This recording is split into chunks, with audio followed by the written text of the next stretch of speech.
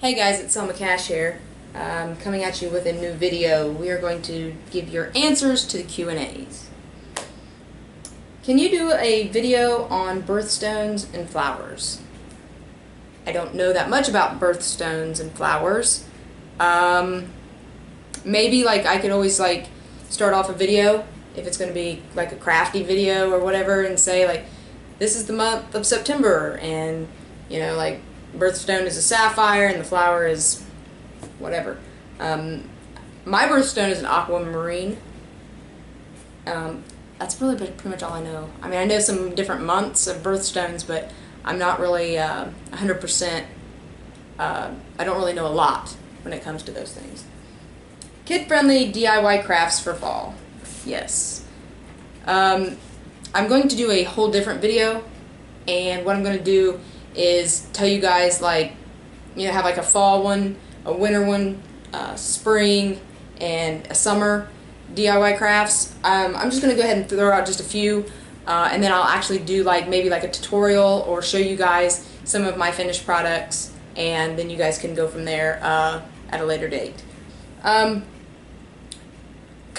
get some orange construction paper and cut out a pumpkin, okay? And ask your kid what they're thankful for. This is a good one for November. And they say, I'm thankful for mommy and daddy or whatever. So you would trace on there, let's just say family. And they could trace over that, and then they could stick stickers on it, or they could doodle all over it, or whatever. If they can write, that would be a good thing for them to write themselves. And then you can put them around the house for Thanksgiving.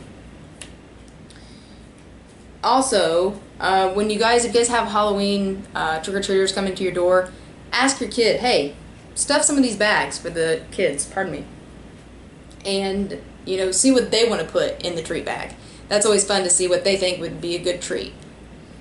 Also, buy a bunch of construction paper, and think about it. There's so much you can do with construction paper. You can make cards, you can cut out hearts.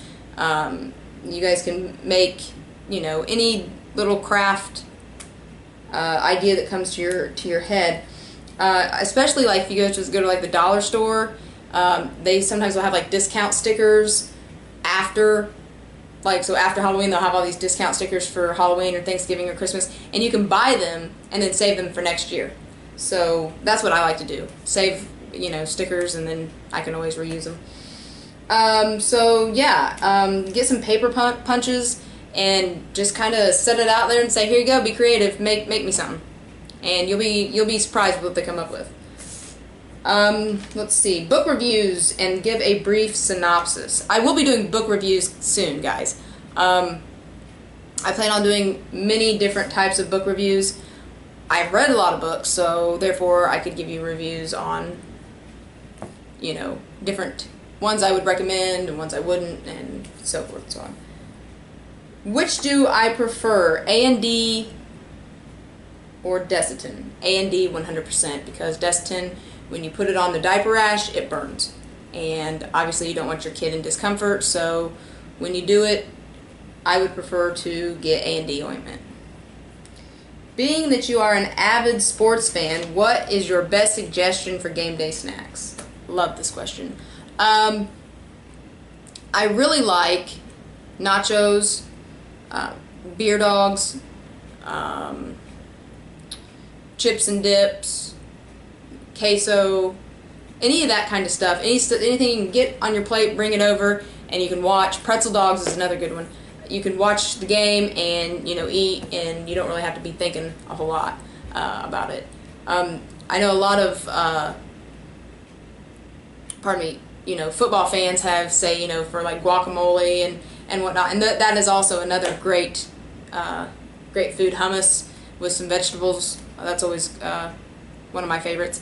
I'm planning on doing another video on game day snacks when it gets closer to Super Bowl, so that'll be around February, or probably end of January, so it'll be ready for February, and it'll be game day snacks. I don't know if I'm going to make the food and show you guys hey, look, this is my plate, and this is what this is, and then boom, here's the recipe, this is, or if I'm going to do a tutorial of cooking or what. So just look for that video to come up, like I said, end of January, beginning of February, so it'll be ready for Super Bowl. If you happen to enjoy cheese ball, what is an easy recipe? I do enjoy cheese ball. That is another good game day snack. I used to go to the supermarkets and we would just pick up our cheese ball there. They're not as good as the homemade one. My husband's grandmother used to go to this church, and throughout the winter time, they would all the girls would get together and they would make cheese balls and they would sell them. And these cheese balls were like absolutely amazing. I like to put like cheese, like ham or turkey in them. I think those are so good that way. Maybe a little bit of garlic. I'm not like 100% sure everything that you can put into it. I mean, I imagine you can put whatever you want if it's your cheese ball. But I do enjoy a good cheese ball, and like I said, that will probably be included on the Super Bowl game day snacks. Let's see, why did you move so far away from family? That was my husband's choice, and he was looking for a full-time job, and we moved away and he found one. So, I mean, that's kind of it. It's,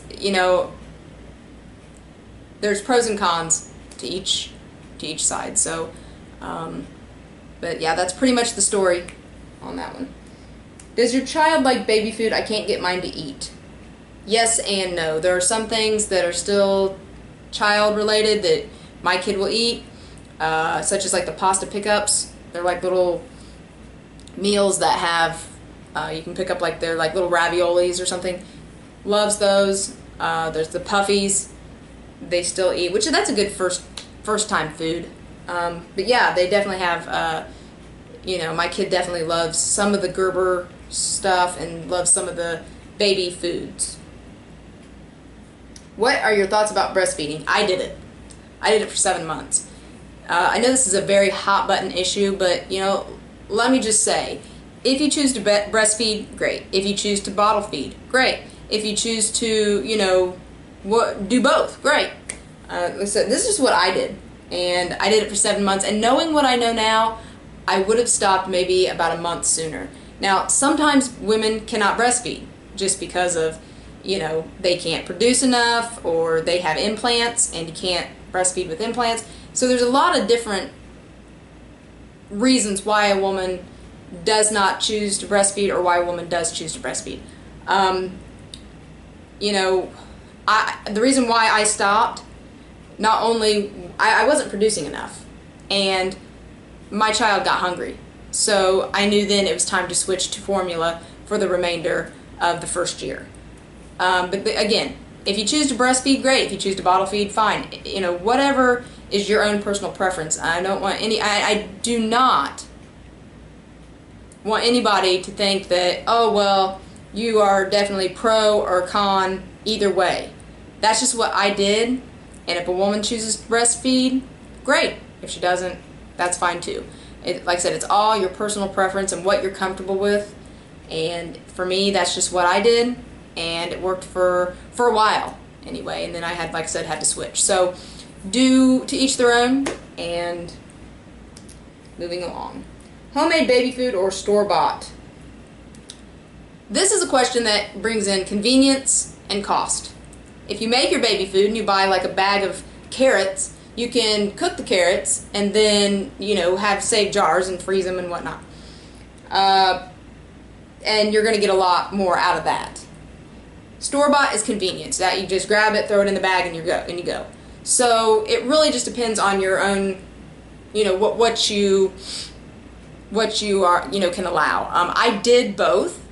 I did bananas and I believe carrots.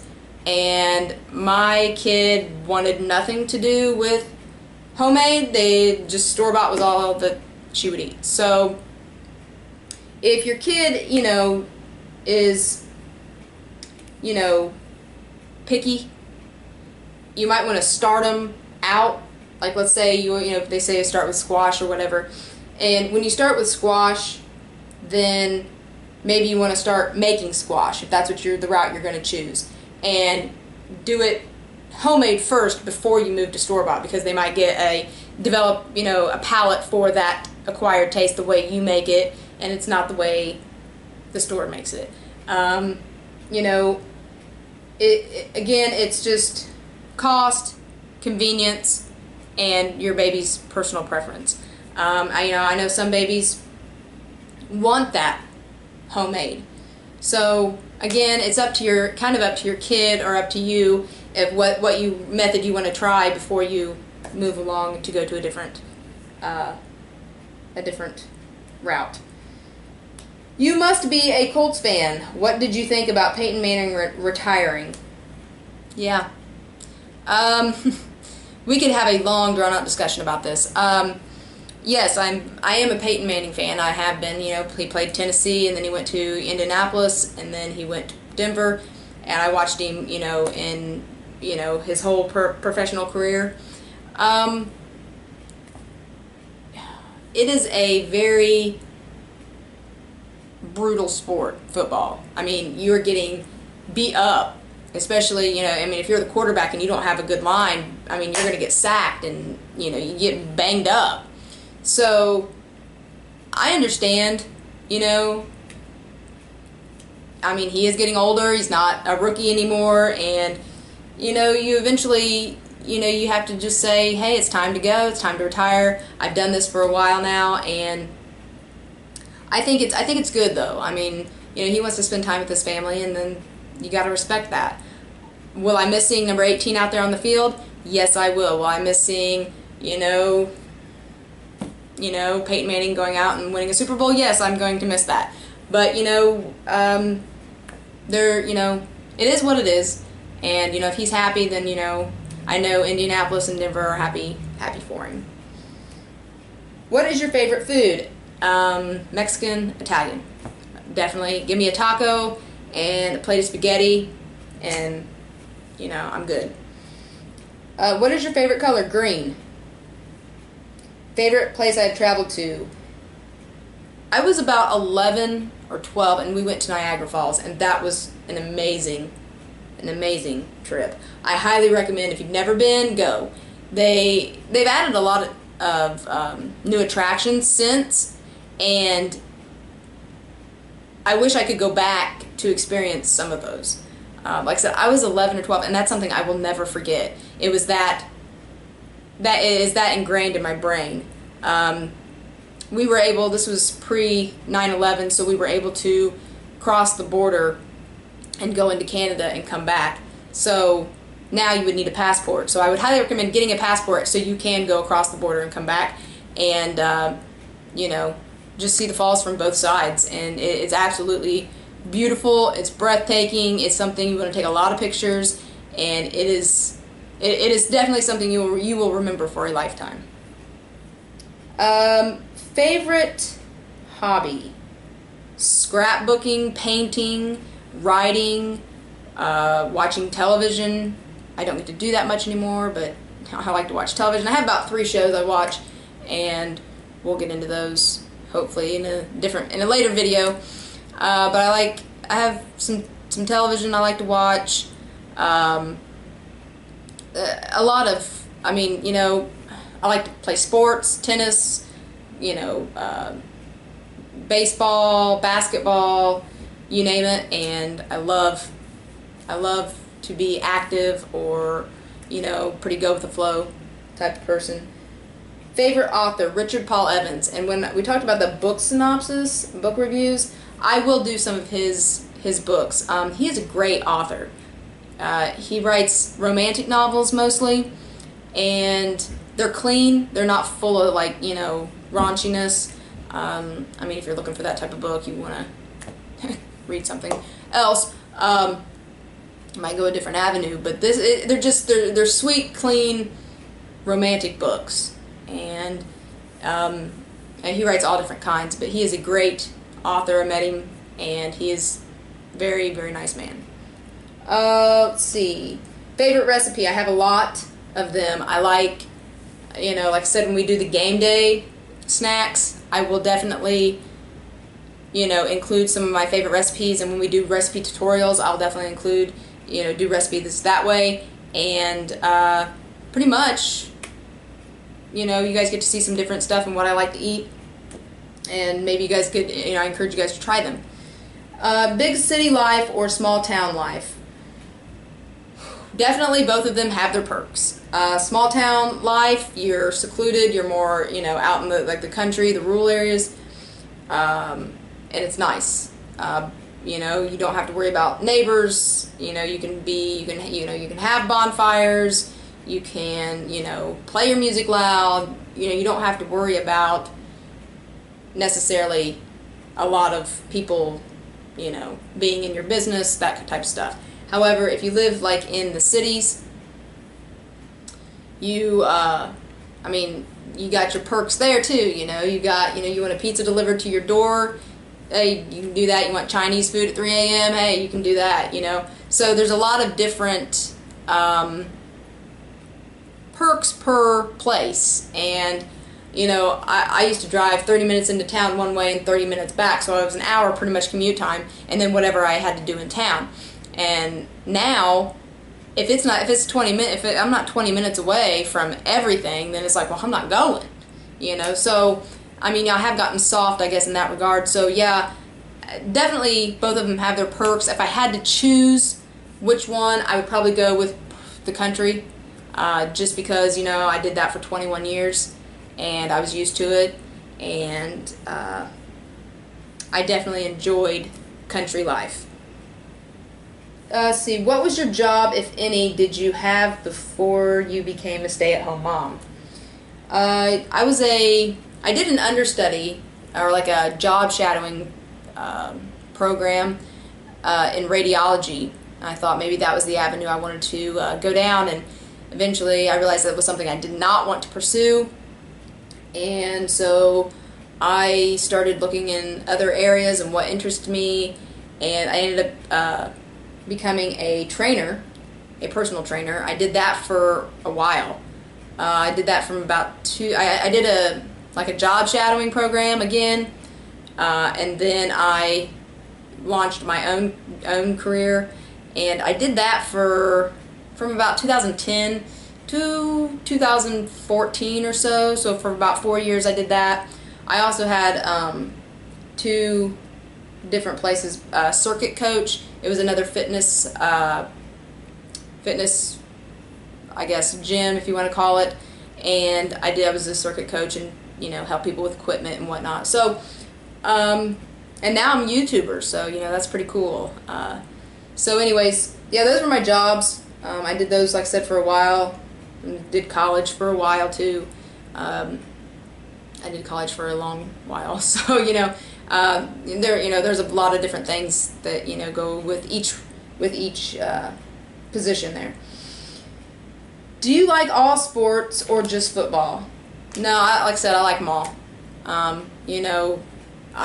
will watch basketball. I will play basketball. I might even play two-hand touch football. I'm not gonna get tackled at my age anymore. Baseball, tennis. I like to play tennis. If you want to go even a little smaller scale, I like ping pong. I like shuffleboard, foosball. I like to play just about any sport, so I'm pretty much game for just about any of those. Pool. I like to play pool too. That's always fun. So let's see, what was next. If you could meet someone famous, who would it be? Well, I met Richard Paul Evans, my favorite author, and that was pretty cool. Like I said, he's a very humble, very nice man. If I could meet someone famous from the past,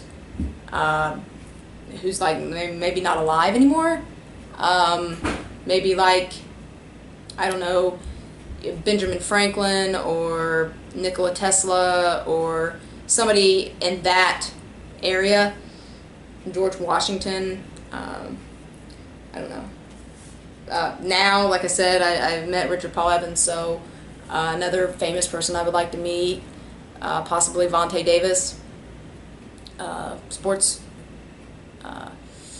That's kind of a wide variety. There's so many different people you would like to meet, like to get in contact with. So, hope I answered that question best I could. If you could meet someone famous, I just did that one. What is the best part about being married, and what is the worst part? Wow, loaded question here. Thank you for this question. this question, the best part about being married, I guess, is to have somebody here. You know what I mean?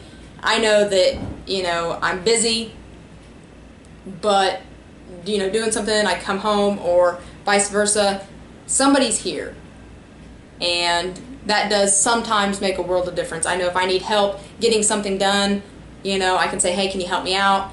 And then we can, he can take over.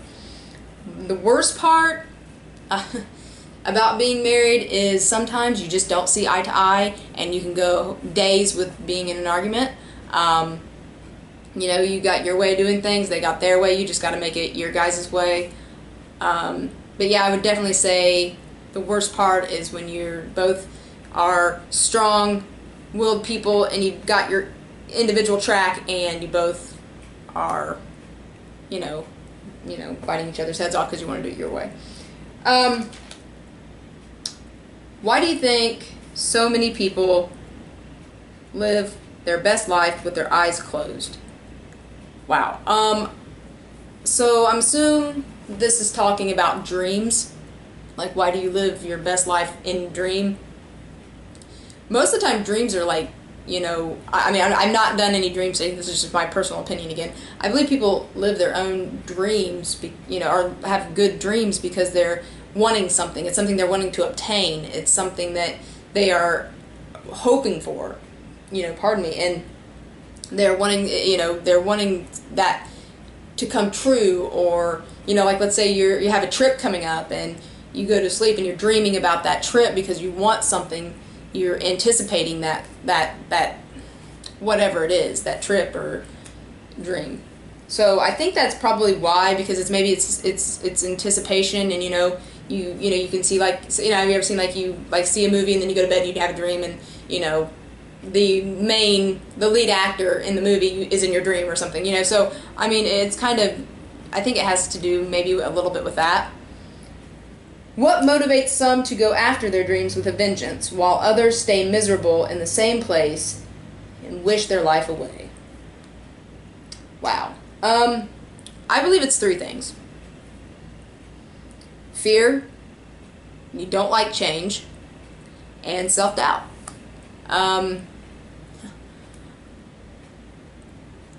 Some people, depending on what their dream is, like, let's say their dream is to be a famous singer, all right? And they do, voice lessons, and they, try out, and they do, like, talent shows and singing competitions, and they work really hard, and, they're constantly trying to perfect their craft. Those people will probably prevail, and they might not. I mean, but, when you work hard at something, whether or not anybody else thinks anything about it, if you work hard at something, you're going to be proud of yourself. And at the end of the day, I think that's really what it comes down to. Are you proud of yourself for doing what you did? And, those people who go after their dreams, more power to them, because, they're actually doing what they want, and they're pursuing what they want to do. And for the people who don't pursue their dreams, it's fear, it's, fear of change, and it's just self-doubt. And, only that person can decide to change and to prevail in a situation, or to pursue a dream, or to pursue their passion, or whatever the situation is. Has fear or self-doubt, fear of change ever held me back? Yeah, of course, absolutely. I'm not perfect. And at some point in your life, something will always hold you back. One of those things will probably hold you back. But, you just got to, decide what you want to do, and decide if you're going to, rise to the occasion or not. So, let's see. This is the last question.